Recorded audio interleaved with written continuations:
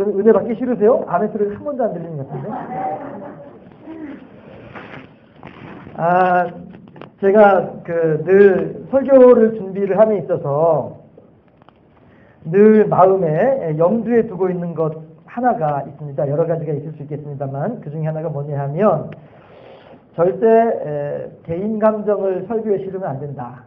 이것을 제가 이제 가지고 있는 어떤 그런 원칙 가운데 하나로 이제 하고 있습니다.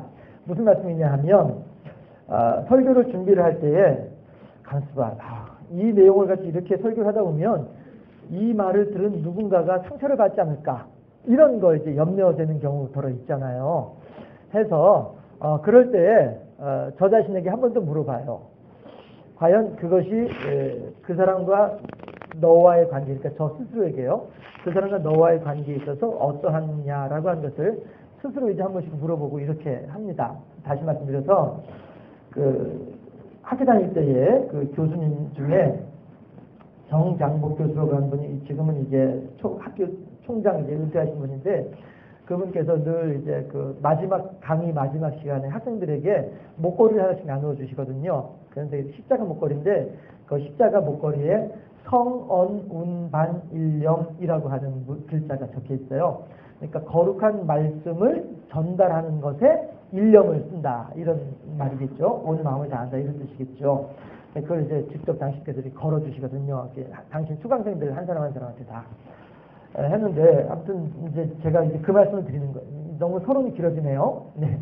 아무튼 심각하게 얘기하려고 해서는 아니었는데 아무튼 그렇게 늘 말씀을 증거하고 전하고자 할 때에는 이제 어떤 개인적인 어떤 그런 내용으로는 절대 하면 안 된다라고 하는 것을 하나의 철칙으로 삼고 있는데 왜 이 말씀을 드리냐 하면 제가 지금 준비해 놓고 있는 말씀이 오늘 여러분들을 보니까 하나도 해당되는 말씀이 없는 거예요.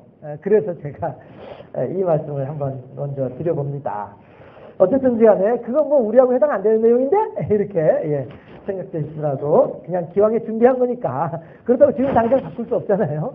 그러니까 그렇게 아시고 같이 들어주시면 감사하겠고요. 보면 20절에 큰 집이라고 했습니다. 큰 집 어떤 집이에요? 장손집이 큰 집인가요? 예, 우리 교회가 큰 집인 줄로 믿습니다. 이렇게 많은 사람들이 모일 수 있는 곳 사람의 숫자도 중요하지만 와서 편안하게 쉴 수 있는 곳 이것이 진짜 큰 집이잖아요. 그렇죠? 저 어렸을 때 아주 작은 집에 살았어요. 어떻게 작은 집이었냐면요. 우리 식구가 다 누우면 똑바로 못 눕고 옆으로 이렇게 칼잠 자야 되는 그런 집에서 살았었어요. 그러나 그럼에도 불구하고 그 당시에는 그 집이 행복했었어요. 그러니까 큰 집인 거예요.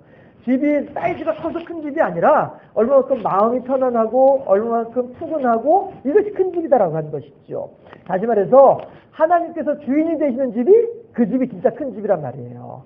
아무리 형제간에 막 육선이 가득하다 할지라도 고기가 막 넘쳐난다 할지라도 서로 싸우는 집이면 이건 큰 집이 될 수가 없다는 것이죠. 그러나 하나님과 함께 있으면서 하나님을 주인으로 삼고 하나님을 중심으로 삼고 그렇게 하나님을 중심으로 이렇게 어떤 그런 규모를 갖추어 나가는 그런 집이야말로 그런 교회야말로 큰 집이고 큰 교회이다라고 하는 것이죠. 큰 집에는 금그릇이 있고 은그릇이 있습니다. 광물질이죠. 그렇죠? 하나님께서 천지를 창조하실 때에 이 지구 곳곳에 숨겨 놓으신 보물 있죠. 금그릇이나 은그릇은요. 네.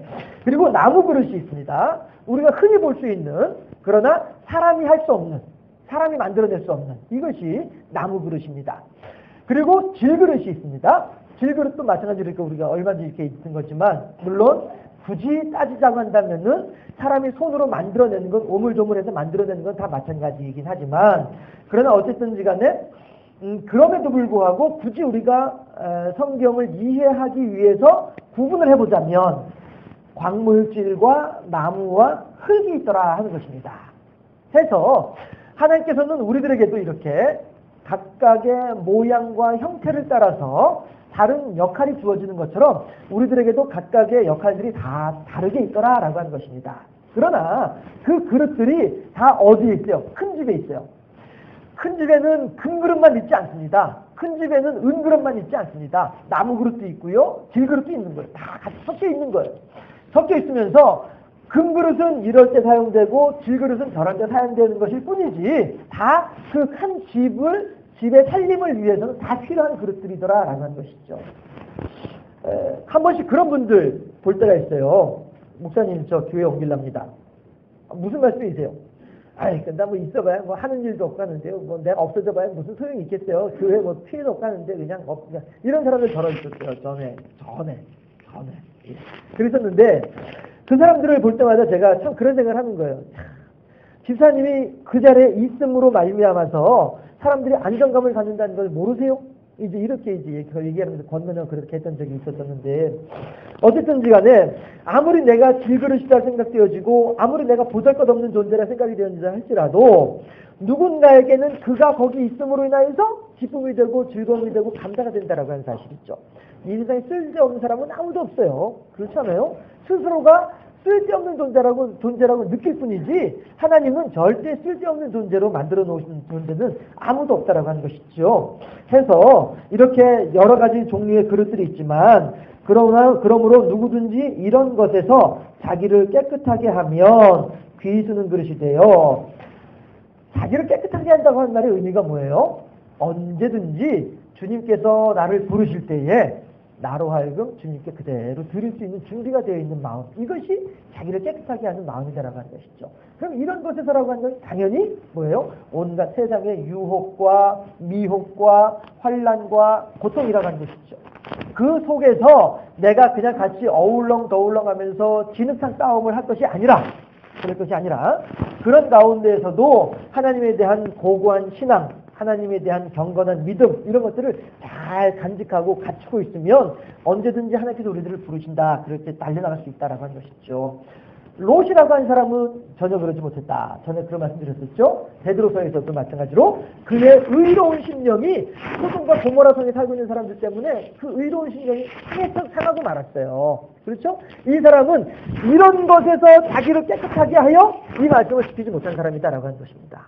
그렇지 않습니까?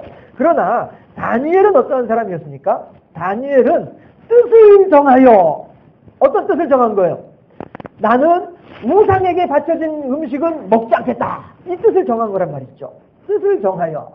그리고서는 환관장에게 부탁하기를, 환관장님 부탁이 있습니다. 뭐냐? 저는 하나님을 믿는 사람입니다. 우리 하나님의 율법 가운데서는 우상에게 바쳐진 물건, 음식은 먹지 말라고 말씀을 하셨습니다. 그러므로 환관장님이나 나나 피차 일반으로 모르는 게 한 가지가 있습니다. 뭐냐 하면 대체 이 고기 덩어리가 우상에게 바쳐졌다가 그 제단에서 내려와서 내 앞에 와 있는 고기 덩어리인지, 아니면 곧바로 푸주간에서 잡아가지고 곧바로 가지고 온 고기 덩어리인지 환관장님도 모르고 나도 모릅니다. 마치 요즘에 이제 이렇게 뜸해졌지만은 미국산 소고기, 그쵸? 이 고기가 미국산인지 우리나라 건지 어떻게 하냐고요. 그렇지 않습니까? 네, 그런 것처럼 똑같이 환관장님이나 나나 이 고기 덩어리가 우상의 제단에 바쳐졌다가 내려온 건지 그냥 온 건지 모르니까, 그렇다면 나는 수채 고기를 안 먹겠습니다. 환관장에게 다니엘이 그렇게 얘기를 하죠. 그랬을 때 그 환관장이 하는 얘기가, 그래? 그러면은 너 얼굴이 수척해져가지고 임금님이 널 별로 안 좋아할 텐데, 너 출세길 막힐 텐데. 왜요? 임금님이 지나가다 쓱 보고서 너 똑똑하게 생겼네, 너 잘생겼네, 너 와가지고 또 내 비서 역할 좀 해라, 이러면 이제 곧바로 이제 수직 상승으로 출세를 할 수 있는 것인데, 고기를 안 먹겠다고 하니까 그래도 괜찮겠냐? 환관장이 염려가 돼가지고 얘기를 하죠. 걱정하지 마세요. 나는요 앞으로 뜻을 정하여 어떻게 해요? 채소만 먹겠습니다. 채소만 먹겠습니다. 했더니 웬일이에요? 고기를 먹으면서 얼굴에 기름기가 잘잘잘 흐르던 사람들은 다 제껴두고 임금님이 다니엘을 데리고 가시더라. 뜻을 정하여. 롯과 같이 그렇게 어울렁더울렁 하면서 이래도 한 세상 저래도 한 세상, 이래도 흠 저래도 흠, 이럴 것이 아니라 이런 것에서 자기를 깨끗하게 하면 언제든지 하나님께서 에녹을 가자 하실 때에 에녹은 하나님과 따라다녔어요. 언제부터요? 300년 동안 65살이 돼가지고 365세가 되었을 때에 하나님께서 어느 날 문득 그를 데리고 가셨어요. 끌고 가시는 것이 아니라 데려가 버리셨어요. 그래서 더 이상 에녹이 안 보이는 거예요. 왜 그래요? 하나님은 에녹을 300년 동안 지켜보신 거예요. 이리로 가보고 저리로 가보고 저쪽에도 가보고 그쪽에도 가보면서 지켜보시는 거예요. 그러면서 에녹이 어떻게 생활하는지 지켜보시는 거예요. 그랬더니 에녹은 어느 곳에 가든지 늘 여전한 거예요. 어느 곳에 있든지 늘 동일하더라라고 하는 거예요. 뭐가요? 마음이 하나님을 향하여서 늘 아무리 시끄럽게 떠드는 곳이 있다 할지라도 그곳에서도 늘 하나님과 교제하고 아무리 흥청망청하는 곳이 있다 할지라도 그곳에서도 경건을 유지하면서 하나님을 경배하고 하는 그런 마음가짐을 하나님께서 보시는 거지요. 물론 에녹이 처음부터 그러진 않았겠죠. 300년의 세월 동안에 하나님은 에녹을 훈련시키시면서 그래 됐어. 이 정도 수준이면은 그래 그 정도 수준이면 됐어. 가자 해가지고 데려가시니까 더 이상 보이지 않더라. 예. 우리들은요 이렇게 큰 집에 살고 있는 큰 집에 있는 여러 가지 그릇들입니다. 우리들은. 그런데 그 그릇들이 누구든지 이런 것에서 자기를 깨끗하게 하면 이라고 하는 말씀을 우리가 잘 생각해 봐야 되겠다라고 하는 것입니다. 아유, 다 그러니까 뭐 까짓 거 이것이 아니다라고 하는 것이죠. 다 그러니까가 아니라 다 그렇지만 나는 다 그렇더라도 나만큼은 이러한 요 신앙의 자세가 우리들에게 필요하다 한 것입니다. 2013년도에 장산교회 재직으로 세움받은 우리 모두들은요 이러한 자존심, 그렇죠? 이런 자존심이 있어야 되겠다는 거예요. 교만이 아니죠. 교만이 아니고 자만이 아니죠. 자존심이에요. 하나님께서 나를 어떻게 생각하시는가? 하나님께서 나를 어떻게 보시는가? 하나님께서 나를 지금 어떻게 기대하고 계시는가에 대한 분명한 자존심, 이것이 있죠. 해서 아브라함처럼 말이죠. 에녹처럼, 그래 다니엘처럼, 그래 나는 결코 그러한 믿음이 우리들에게 필요하겠다라고 하는 것입니다. 이런 것에서 자기를 깨끗하게 하면 어떻게 돼요? 귀히 쓰는 그릇이 되어 거룩하고 주인의 쓰심에 합당하며. 여러분, 질그릇이 금그릇이 된다고 말씀하지 않았습니다. 질그릇이 금그릇 된다고 말씀하신 것이 아니고요. 질그릇이라 할지라도 깨끗하면 거기에 국 받아 먹을 수 있죠. 질그릇이라도 깨끗하면 인근의 소라상에 올라갈 수 있죠. 그러나 아무리 금그릇이라도 닦지를 않아가지고 막 여기저기 막 시커멓게 뭐가 묻어있고 하면은 어떻게 그 그릇을 가지고 인근의 소라상에다 올려놓을 수 있겠냐고요. 여러분들도 아마 그런 경험 가지신 분들 많이 계실걸요? 명절 전날이나 전전날에는 다들 이제 수도가에 저희 막 우물가에 둘러앉아가지고 그 지푸라기 갖다 놓고서는 녹두를 닦잖아요. 그렇죠? 그거 왜 닦아요?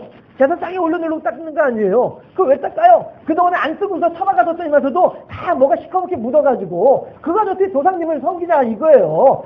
조상님 섬기기 위해서도 막 힘을 땀 해가지고 닦아가지고 이렇게 하는데 그렇지 않아요? 우리들이 아무리 내가 보잘것없는 존재라 할지라도 내 속에 하나님을 향한 믿음이 정결하게 준비되어져 있으면 하나님께서 우리들을 그렇게 깨끗한 대로 귀히 쓰신다라고 하는 것입니다. 그래서 모든 선한 일에 준비함이 되리라 라고 말씀하세요.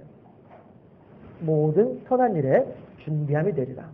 제가 오늘 재직 세미나 첫 번째 시간으로 이 준비함이 되리라, 큰 집에 있는 여러 가지 그릇들에 대해서 준비함이 되리라, 이 부분을 가지고 함께 생각을 해보고자 합니다. 뭐냐 하면 그릇입니다. 제가 재직 세미나를 위해서 기도를 하는 가운데 그릇이 딱 보여지더라고요. 그래서 알았습니다 하나님, 제가 그릇으로 하겠습니다. 그래서 첫날 그릇으로 좀 하는데요. 그릇 중에는요 어떤 그릇이 있냐면은 첫 번째 따라하실까요? 엎어진 그릇. 엎어진 그릇은요 아무리 담으려고 해도 담을 수가 없습니다. 그렇죠? 그런 말이 있습니다. 하루 종일 비가 왔습니다. 나는 하루 종일 바깥에 있었습니다. 그러나 내 몸은 하나도 젖지 않았습니다. 왜 그래요? 커다란 우산 밑에 있었거든요. 그러니까 빗물은 우산에만 뚝뚝뚝 떨어질 뿐이지 내 몸에는 하나도 떨어지지 않는 거예요. 엎어진 그릇이 바로 그런 그릇이다라고 하는 것입니다. 제가 교육전사 때, 그 전에도 한번 그런 말씀 제가 소개를 했던 것 같은데, 교육전사 때에 교회 장로님 한 분이 당회원이 담임 목사님, 부목사님 포함해가지고 11명이 있었어요. 그런데 장로 당회원이 5분이셨었어요. 그런데 그러니까 이제 부목사님이 5분이고 이제 담임 목사님 계시고 장로님이 5분이 계시고 이렇게 이제 있었는데 당회를 하는데 투표를 했어요. 결국에는 서로 이제 의견 조율이 안 돼가지고 10대 1로 가결이 됐어요. 그런데 그분이 하신 말씀이 내가 당회석이야. 나 이거 기억 못해. 10대 1에서 1이 누구겠어요? 그 양반이셨던 거예요. 그 정도로 꼬장꼬장하신 분이 계셨어요. 여러분, 엎어진 그릇에는요 어떤 것을 넣다 할지라도 안 들어갑니다. 그렇다 한다면 우리들은 어떻게 되겠냐 하는 거예요. 그럼 그 엎어진 그릇에 대해서 그냥 아이고 엎어졌으니까 그냥 내버려두면 되겠냐라고 하는 거예요. 우리가 1년에 한 몇 번씩 그 창고에 자라게 있던 노고로 뜯어내가지고 닦아제키는데 엎어진 그릇을 그냥 내버려두면 되겠냐라고 하는 것이죠. 예수님께서 뭐라고 말씀하세요? 99마리의 양보다도 한 마리의 길 잃어버린 양을 찾아가신 분이 예수님이에요. 그런데 그 반대로요, 사도 바울은 뭐라고 합니까? 가서 몇 번 권면을 하다가 그래도 말을 안 들으면은 외인처럼, 이방인처럼, 저주받은 사람처럼, 구원받지 못하는 사람처럼 그렇게 여기라고 사도 바울이 이야기를 해요. 그렇다 한다면 우리들은 지금 예수님의 가르침을 따라야 할까요? 사도 바울의 가르침을 따라야 할까요? 두 사람이 서로 다른 말을 하고 있나요? 아니라는 것이죠. 우리들이 예수님께서 99마리의 양을 내버려두고 한 마리의 잃어버린 양을 찾아가는 그 심정으로 우리들 주변에 있는 엎어진 그릇들 가서 뒤집어야 된다고 하는 것이죠. 그런데 사도 바울이 뭐라고 해요? 가서 몇 번 권면을 해보다가 그래도 안 들으면 외인처럼 여겨라. 이거는 포기하라. 이 뜻은 결코 아니라고 하는 것입니다. 우리가 성경에 한 번씩 새벽에도 그렇고요. 성경의 난해 구절들 요거 해석하기 이상하다. 이런 구절들 덜어 나온단 말이에요. 그 가운데 하나가 사도 바울의 그 말씀이란 말이에요. 가서 몇 번 권면하다가 말 안 들으면 그냥 외인처럼 여겨버리고 말어. 아 여기 때려치고 말어. 이런단 말이에요. 그것은 그렇게 때려치라고 하는 것이 아니라 내가 그 사람에게 가서 권면을 할 때에 어떻게 권면했냐 이걸 얘기를 하는 거란 말이에요. 수첩에다가 자 몇 년 몇 월 며칠 몇 시에 한 번 갔다 왔어. 그 다음에 또 수첩에다가 일주일 지나서 몇 년 몇 월 며칠 몇 시에 또 한 번 갔다 왔어. 그 다음에 또 수첩에다가 몇 년 몇 월 며칠 또 갔다 왔어. 자 3번 갔다 왔지? 기록 있지? 그래도 안 뒤집어졌지? 됐어 이제 포기야. 이런 마음가짐으로는 안 된다는 것이죠. 그런 마음가짐으로는요 예수님이 아니라 누가 쫓아가가지고 데리고 올려 한다 할지라도 올 사람이 누가 있겠냐라고 하는 것이죠. 제가 교학교 교사를 할 때 부장님이 우리가 이제 이렇게 연말이 돼가지고 학생들 출석부로 이제 정리를 하는 거예요.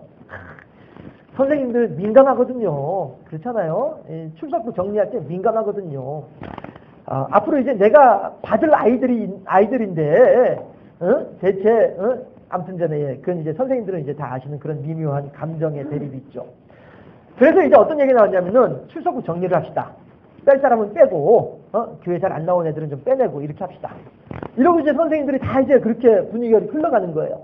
서로 간에 편하니까. 아예 받을 때부터 그 애들은 이름 명단 없이 그냥 잘 나오는 애들만 명단 가지고 받으면 선생님들도 편하니까 정리합시다. 이러면서 이제 분위기가 회의가 그렇게 분위기가 돼가는데 부장 집사님이 가만히 계시다가 그런데요. 우리 출석부가 저는 그런 생각이 드네요. 부장 집사님 하신 말씀이 우리 출석부가 물론 그냥 우리가 작성하는 출석부이지만 이것이 만약에 하나님의 생명책이라고 한다면 어떠할까요? 이러시는데 아이고 어느 누구 하나 아유 그래도 귀찮으니까 지읍시다 이렇게 말하는 사람 어느 하나 없이 그래요 알았어요 다 끌고 갑시다. 그래가지고 그렇게 정리된 적이 있었어요. 그 마음이 있죠. 사도 바울이 지금 엎어져 있는 그릇을 향해서 찾아갈 때에는 그 마음으로 찾아가야 된다는 것이죠. 이 사람 이거 그냥 내버려두면 어떻게 될지 모르는데 이 사람 그냥 내버려두면 어디로 안 됐는데 큰일 났는데 외인처럼 이방인처럼 저주받은 사람처럼 구원받지 못하는 사람처럼 여기라고 하는데 이거 까딱 잘못하면 그렇게 될 상황인데 어떻게 하면 좋아? 이 마음이 필요하다라고 하는 것이죠. 우리 재직들에게 이 마음이 필요하다는 것이에요. 그렇게 한 영혼을 향한 간절한 마음, 한 영혼을 소중하게 여길 줄 아는 이 마음이 우리들에게 필요하다라고 하는 것입니다. 엎어진 그릇은 그걸 얘기하는 거죠. 그냥 엎어져 있으니까 엎어진 것으로 내버려두자 이것이 아니라 어거지로 뒤집어야 되는 거예요. 뒤집는데 어떻게 뒤집어야 돼요? 한 마리의 어린 양을 찾으러 가는 그 간절한 마음으로 뒤집어야 된단 말이에요. 사도 바울이 외인처럼 여겨라 경고의 말. 아이고 하나님 맞아요. 사도 바울이 하는 말이 외인처럼 여기라고 했는데 이 사람 까딱 잘못하면 외인이 돼버립니다. 까딱 잘못하면 저주받은 사람 돼버리고 까딱 잘못하면 구원받지 못하는 사람 돼버립니다. 어떻게 하면 좋습니까? 간절한 마음으로 찾아가야 되는 거죠. 그냥 수첩에다가 한 번 갔다 왔고 두 번 갔다 왔고 세 번 갔다 왔어. 자 이제 그걸 잘라내. 이런 마음은 결코 아니 되겠다. 엎어진 그릇은요. 우리 모든 재직들에게 맡겨주신 하나님의 사명들로 있습니다. 어떻게 해서든 가서 그 그릇을 뒤집어라. 뒤집어서 하나님의 은혜가 가득 담길 수 있도록 도와주어라. 이거죠. 또 하나의 그릇이 있습니다. 뭐냐 하면 금간 그릇이에요. 금간 그릇. 어떤 그릇이요? 거기에는 많이 들어갈 수가 없죠. 겉으로 볼 땐 멀쩡한 그릇인 것 같은데 어저께 제가 그러고 보니까 어저께 제가 우리 집에서 그랬거든요. 컵에다가 이제 커피를 이렇게 차고서 물을 이렇게 부었는데 이상하게 보니까 탁자 밑에 커피 물이 이렇게 떨어져 있어요. 그래가지고서는 뭐야 하고서 이제 다시 마셨죠. 마시는데 보니까 쏙쏙쏙 떨어지는 거예요. 그래가지고 제가 얼른 생각에 야 이거 컵 이거 깨졌구나. 겉으로 볼 땐 멀쩡했는데 속에 어디 금이가 있구나. 그러니까 커피물이 자꾸 떨어진 것 아닌가. 이렇게 생각을 했어요. 그래 이제 집사람한테 그릇 깨졌다고 금 같다고 얘기를 했는데 집사람이 체크해봤어요. 제가 이 커피를 저으면서 이게 튀어나왔어요. 그런데 저는 금간 그릇인 줄 알았어요. 금간 그릇은 쓸모가 없습니다. 겉으로 볼 때는 별것 아니고 겉으로 볼 때는 깨끗한 것처럼 보인다 할지라도요. 금간 그릇은 어떤 효용도 없습니다. 우리 교인들 가운데서도 그런 사람들 더러 있잖아요. 참 보면은 기도도 열심히 하는 것 같고요. 참 보면은 열심히 봉사도 하는 것 같고요. 보면은 참 믿음이 좋은 것 같고요. 이래요. 그러나 그 속에는 온갖 신령의 금이 쭉쭉 가 있는 그런 성도들 한 번씩 볼 수가 있습니다. 해서 우리 재직들은 그러한 사람들을 향하여서 그들의 금간 곳을 성령이라고 하는 본드로 메꿔줘야만 하겠다라고 하는 것이죠. 이것이 우리 재직들에게 맡겨져 있는 사명이다라고 하는 것입니다. 금간 그릇은 야 이거 쓸모없어 갖다 버려 이래가지고 될 일이 아니고 하나님은 어떤 하나님이에요? 재활용하신 하나님이시잖아요. 그렇지 않습니까? 솔직히 아니할 말로 우리들 가운데 다 재활용이죠. 뭐. 안 그렇습니까? 비유를 하자면 모두가 다 죄인이었잖아요. 죄인이었고 저주받을 존재들이었고 구원받지 못할 우리들이었잖아요. 그러나 하나님의 무한하신 자비하심으로 그 긍휼하심으로 우리들을 불러주셔서 아픈 다리 싸매주고 저는 다리 고쳐주면서 그렇게 보지 못한 눈을 열어서 천국길을 갈 수 있도록 우리들을 인도해주고 계시잖아요. 우리야말로 다 재활용품들이에요. 그렇지 않습니까? 우리들 스스로가 재활용품인데 지금 저 그릇에 금이 갔다고 해서 갖다 버릴 수는 없지 않겠냐라고 하는 거죠. 그렇죠? 우리 성도들은요, 우리 재직들은요, 해서 그렇게 우리들 주변에 이른바 금간 그릇들, 교회는 다니고 있으나 하나님을 믿는다고 하는 이름은 가지고 있으나 하나님에 대한 은혜도 모르고 하나님을 향한 경배도 모르고 도리어 마음속에는 가득한 슬픔과 어떤 낮은 자존감으로 인하여서 스스로를 어찌할 줄 모르는 이런 연약한 지체들이 우리들 주변에 있다고 한다면 가서 그 사람들을 위해서 중보기도 하고 그 사람들에게 권면하고 새로운 소망을 심어 넣어주고 불어 넣어주고 힘들지 그래 나도 그랬었어 그랬는데 여러 가지 이것저것 다 해봤는데 방법은 이거밖에 없더라고 여기가 제일 좋아 이거잖아요. 그렇지 않습니까? 어느 목사님이 그 이제 다행인지 불행인지 아무튼 부목사님이었는데요. 이 목사님이 몸에 옷이 올랐어요.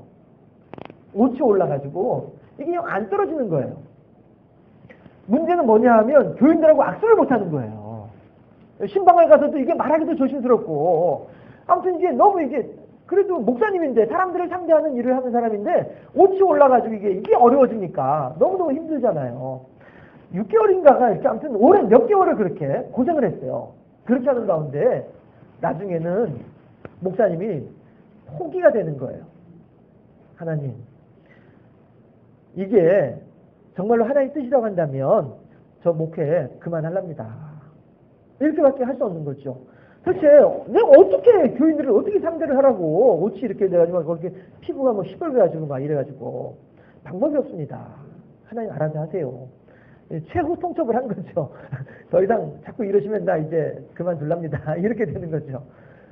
그래서 그 포기를 하는 기도를 하고서 하나님 알아서 하세요. 이랬는데 그 직후에 누군가가 와가지고 목사님 이상하네? 이러면서도 연고 하나 주고 가더라 이거예요. 근데 그동안에 그렇게 온갖 병원이고 약국이고 뭐 한약방이고 쫓아다녀도 방법이 없었는데 기도해도 응답도 없고요. 그랬는데 포기하랍니다. 이러고 나서 며칠 있다가 누가 와가지고 연고 하나 쓱 던져줬는데 그걸 바르니까 참 낫더라 이거예요. 네, 그런 말씀을 하신 적이 있었는데요. 네, 우리들도 마찬가지로 그렇게 아유 저 쓸모없어 아유 저 아무런 무능해 무익해 아니란 것이죠. 하나님께서는 그런 사람들도 다 들어서 활용하시더라. 다만 우리들의 믿음 없음이 더 정확히 말하면 우리들의 기다리지 못하는 조급함이 그 사람으로 하여금 그렇게 될 때까지 기다려주지 못하는 그런 일들이 있더라. 하나님께서 하나님이 합당한 때가 되어지게 되면 다 역사하시고 베풀어 주시는 은혜가 있는데 그걸 못 기다리더라. 곡성 다니엘 기도원의 원장으로 계시는 박영문 장로님, 지금은 이제 돌아가셨는데 몇 년 전에 돌아가셨는데, 그분이 예수 믿기 전에 동네에서 부르는 별명이 전라도 사투리인데 은재였어요. 은재.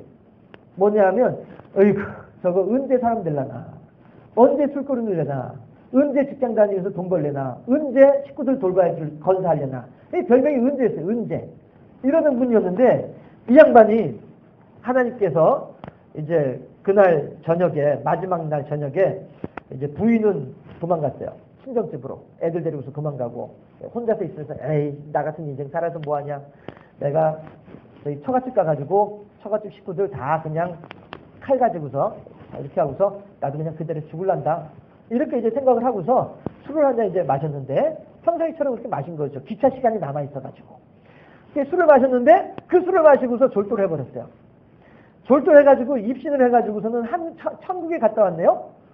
천국에 갔다가 지옥에 갔다가 뭐 이렇게 하면서 이제 왔다 갔다 이제 하신 거예요. 그리고 난 뒤에 이제 이분이 그 은재의 그 때가 이제 드디어 돼가지고 사람이 바뀐 거예요. 변화가 된 거예요. 그렇게 했었는데 그분이 하신 말씀이 그거였었어요. 여러분, 저는 별명이 은재였습니다. 저는 별명이 은재였는데 그 은재가 이때가 돼가지고 하나님께서 이렇게 바꿔주셨습니다. 이렇게 고백을 하더란 말이죠. 예. 해서 우리들도 마찬가지로 금간 그릇이 있습니까? 우리들 주변에 금간 그릇이 있나요? 이제 갖다 버리자 하지 마시고 하나님의 때를 소망하면서 기다리면서 끊임없이 그를 위해서 중보기도 하면서 권면하면서 교제하고 교통하면서 그가 하나님의 상처를 그의 상처를 하나님의 이름으로 하나님의 능력으로 감싸낼 수 있을 때까지 기다릴 수 있는 그런 사명이 우리 재직들에게 있는 줄로 믿습니다. 마지막으로 어떤 그릇이 있느냐 하면요, 작은 그릇이에요. 작은 그릇. 그 간장송지보다도 작은 이런 그릇들. 이런 그릇들은 옆에서 같이 일하기가 참 힘들어요. 그렇지 않습니까? 그러나 그럼에도 불구하고 우리들은 그런 작은 그릇들까지도 같이 품고서 갈 수 있어야 되겠다라고 하는 것입니다. 재직들의 역할이 어떤 역할이기에 그런 역할이다라고 하는 것입니다. 이제 다음 주에 더 자세하게 살펴보겠습니다만은 재직이 필요한 이유가, 재직이 필요한 목적이 어디에 있습니까? 사도행전을 보면은요, 사도들이, 유대인들이 있죠. 사도들이 이제 같이 이제 공동체, 교회 안에 있는 교인들에게 이제 뭐 이렇게 갖다 나누어줘요. 먹을 거를 주고, 포도주도 주고, 이렇게 하면서 부재 사업을 이제 같이 한단 말이에요. 다시 말해서, 목회와 설교를 같이 한 거예요. 목회와 설교를 사도들이 같이 한 거예요. 같이 하다 보니까 어떤 일이 생기냐 하면 유대인들이 두 가지 종류의 유대인이라 있단 말이에요. 헬라파 유대인들이 있고 히브리파 유대인들이 있어요. 해서 히브리파 유대인들이야 뭐 그 동네 고향 땅에서 본래 이제 붙박이로 살던 사람들이 히브리파 유대인들이에요. 그런데 헬라파 유대인들은 마치 철새들 이쪽 지역에 있다가 저쪽 지역으로 가는 것처럼 그렇게 저 다른 헬라 지역에서 유대인으로 있다가 예루살렘을 중심으로 해가지고 예수님을 믿는 무리들이 많아지니까 그의 소문을 듣고서 헬라 지역에 있다가 아이고 나도 믿음을 따라서 우리 고향 예루살렘으로 유대 땅으로 돌아갈란다 해가지고 헬라 지역에서 살다가 거기서 짐을 다 싸가지고 예루살렘으로 그렇게 이사 온 사람들이 있었어요. 이 사람들을 헬라파 유대인이라고 부르는데 아무래도 파리 안으로 굽는다고 이 유대인들이 음식을 나누어 줄 때에도 헬라파 유대인들보다는 그래도 히브리파 유대인들에게 음식 하나라도 더 가면 더 가지 이런 일이 생기더라라고 하는 것이에요. 그렇게 하다 보니까 처음에는 그냥 한두 번 그냥 참고 넘어가는데 헬라파 유대인들이 불만이 쌓이는 거죠. 불만이 쌓이죠. 그러니까 이런 거죠.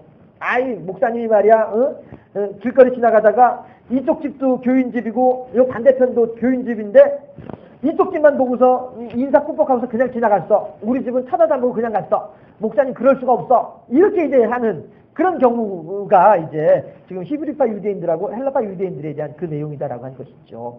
그랬을 때에 이거 봐라.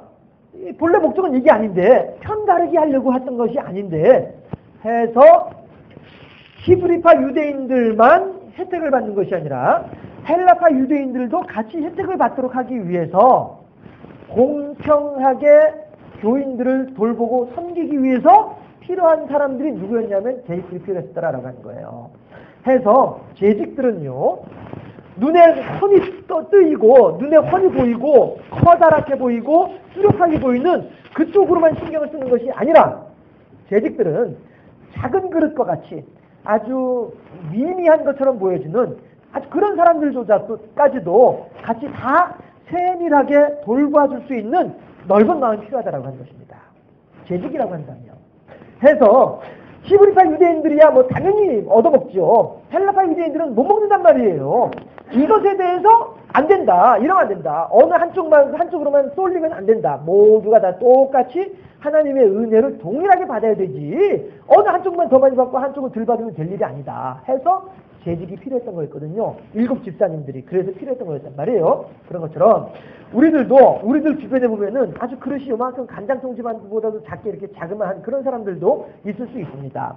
다시 말해서 그 사람의 성품이 그렇게 꽁생원처럼 그러한 사람도 있을 수가 있을 것이고, 또 다른 측면에서 보자면 여러 사람들이 볼 때에 아까도 잠깐 언급했다시피 하는 일도 별로 없고, 그렇죠? 하는 일도 별로 없는 것처럼 보이고, 그 다음에 별로 그냥 중요하지도 않은 사람처럼 보이고, 이런 사람들, 그렇게 작은 그릇들이라 할지라도 그들에게도 동일하게 하나님의 은혜가 더 가야만 한다라고 하는 것이에요. 그래서 신학교 교수님 가운데 그런 말씀을 하신, 그런 가르침을 주신 분이 계셨었어요. 여러분, 저희들한테 이제 하신 말씀이요. 여러분들은 나중에 목회를 하시게 되면 부자 교인에게 1번 가면 가난한 교인에게 3번 가도록 하세요. 이렇게 말씀을 하셨었어요. 가르침을 주셨었어요. 그래서 제가 참 그 말을 참 마음에 이렇게 많이 새기고 그렇게 지냈었어요. 그러면서 하신 말씀이 교회 안에 유력한 사람들에게 어떤 그런 가까이, 사실 우리 교회에서도 이게 사실 그 이른바 오늘 표현에 의하면 큰 그릇이 있고 작은 그릇이 있고 조직 속에서 그럴 수 있지 않은 그런 어떤 시스템 속에서 그럴 수 있잖아요. 했을 때에 그 교수님 하신 말씀은 그렇게 몇몇 사람들하고만 이렇게 결탁할 것이 아니라, 결탁? 표현이 좀 그렇다. 그들에게만 저렇게 쏠릴 것이 아니라 도리어 미미하게 여겨지는 그들에게 더 많은 마음을 쏟고 그들에게 더 많은 사랑을 베풀어줘야 되지 않겠느냐라고 하는 것이죠. 왜 그래요? 이미 유력한 사람들은 당신 스스로의 유력함으로 많은 곳에서 위로를 받고 있어요. 그러나 미약한 사람들은 스스로의 미약함 때문에 그만큼 상대적으로 누군가로부터 위로를 덜 받고 있거든요. 그 교수님 말씀은 그거였어요. 그러므로 그들에게 더 많은 하나님의 위로를, 사랑을 전달해 줘야 되지 않겠느냐. 교수님 그렇게 말씀을 하시더라고요. 여러분, 우리들은요, 그건 목사님한테 그렇게 해당되는 내용이에요 하실 것이 아니라, 우리 모든 재직되는 우리 모두들은요, 그렇게 우리 교회 내에서 혹이라도 좀 이렇게 뭐라고 표현을 할까요? 좀 소홀히 대우를 받는다든가 소홀히 여겨지는 사람들이 있는지 없는지 살펴볼 수 있어야 되겠다라고 하는 것이에요. 그래서 그들까지도 같이 가서 함께 어울릴 수 있도록 그를 끄집어내가지고 같이 지낼 수 있도록, 사실 마음의 그릇이라고 하는 거야 얼마든지 내가 바꾸면 넓어질 수 있고 커질 수 있는 건 아니겠어요. 그렇잖아요. 또 실질적으로 작은 그릇을 할지라도 그 사람도 자꾸 이렇게 저렇게 역할을 맡기면서 훈련하다 보면 또 큰 그릇으로 커지는 것 아니겠습니까? 그렇잖아요. 그래서 우리 모든 재직들은 이렇게 엎어진 그릇에 대해서는 간절한 마음으로 찾아가서 권면하면서 그가 뒤집어져서 하나님의 은혜를 받는 사람으로 세워질 수 있도록 그 역할을 한 것이 재직들의 역할이고, 또 하나 금이 간 그릇에 대해서는 중보기도와 교제와 교통을 통해서 하나님의 은혜로 그가 회복되고 치유될 수 있도록 기다려주는 이 역할이 또한 재직에 해야 될 일이고, 또 작은 그릇이라고 한다면 그에게 자꾸 자존감을 세워주어서 그로 하여금 큰 그릇이 될 수 있도록, 큰 역할을 감당할 수 있도록 도와주는 역할을 우리 재직들이 해야 되지 않겠느냐 하는 것입니다. 그래서 이것이 하나님께서 우리들에게 맡겨주시는 사명이다라고 하는 사실이죠. 큰 집에는 여러 그릇들이 있습니다. 그러나 어느 그릇은 더 귀하고 어느 그릇은 덜 귀한 것이 결코 아닙니다. 어떠한 그릇이든지 간에 깨끗하기만 하면 하나님은 얼마든지 귀하게 사용하실 수 있다라고 하는 것입니다. 해서 우리들 스스로가 그렇게 하나님의 깨끗한 그릇으로 세워져서 하나님의 귀한 그릇의 역할을 사명을 감당해야만 할 터인데 그 귀한 그릇의 사명이 무엇이냐 하면 엎어진 그릇은 뒤집는 것이 우리들의 사명이고 금단 그릇은 고쳐주는 것이 우리들의 사명이고 작은 그릇은 크게 해주는 것이 우리 재직들의 사명이다 하는 것이죠.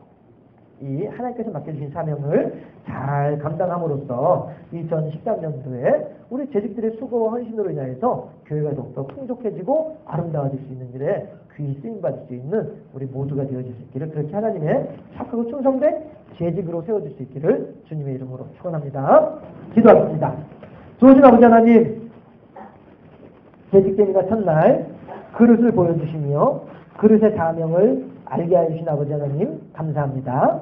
이제 우리들이 그렇게 하나님 아버지 앞에서 깨끗한 그릇이 되어질 수 있도록 우리들의 심령을 변화시켜 주시고 날마다 주의 말씀으로 우리들의 심령을 기도와 교제를 통하여서 찬송을 통하여서 깨끗하게 그렇게 유지할 수 있는 우리들이 되게 해주셔서 우리 주변에 엎어진 그릇들, 우리 주변에 금간 그릇들, 우리 주변에 작은 그릇들 어느 그릇이다 할지라도 하나님 보시기에 합당한 그릇으로 변화시키는 일에 귀히 쓰임받는 우리 재직들 될 수 있도록 인도하여 주시옵소서. 그리하여 우리의 수고와 헌신으로 말미암아 교회가 더욱더 아름다워지게 하시고 더 나아가서 이 동네가 밝아지게 하시며 더 나아가서 하나님의 나라가 아름답게 확장되어지는데 귀히 쓰임받는 귀한 하나님의 사람들 될 수 있도록 우리 모든 재직들의 심령을 주장하시고 주관하여 주옵소서. 감사하고 예수 그리스도 이름으로 기도하옵나이다.